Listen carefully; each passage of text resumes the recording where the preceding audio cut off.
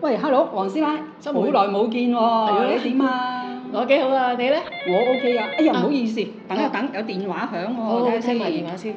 哇！呢個咩電話嚟㗎？一字頭嘅，係仲係得7個數目字啫喎。哎呀，肯定詐騙電話，唔好聽。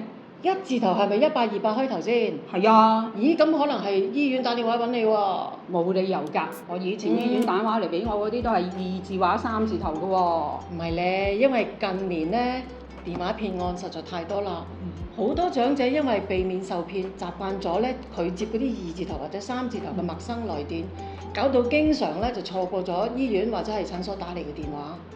醫管局為咗方便市民去識別，由2026年5月26號開始，分階段使用統一編配嘅特別來電顯示號碼。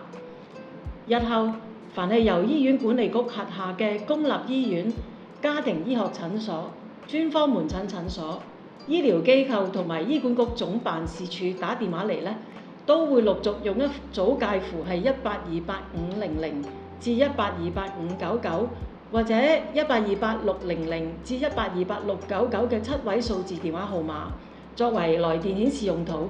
預計今個月6月底就會全面推行㗎啦。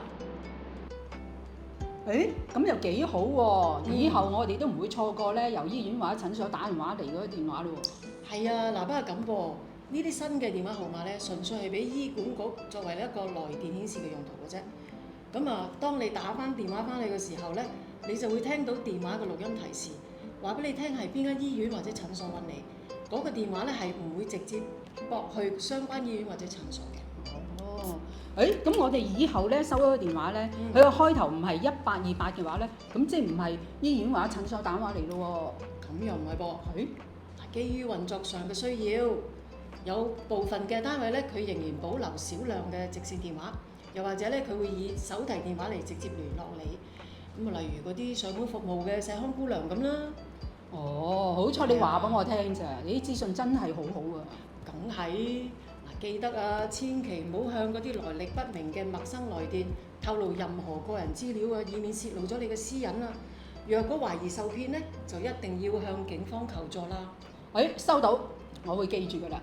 仲有將啲資訊全部話晒俾我啲朋友親戚聽嘅。咁就 very good 啦。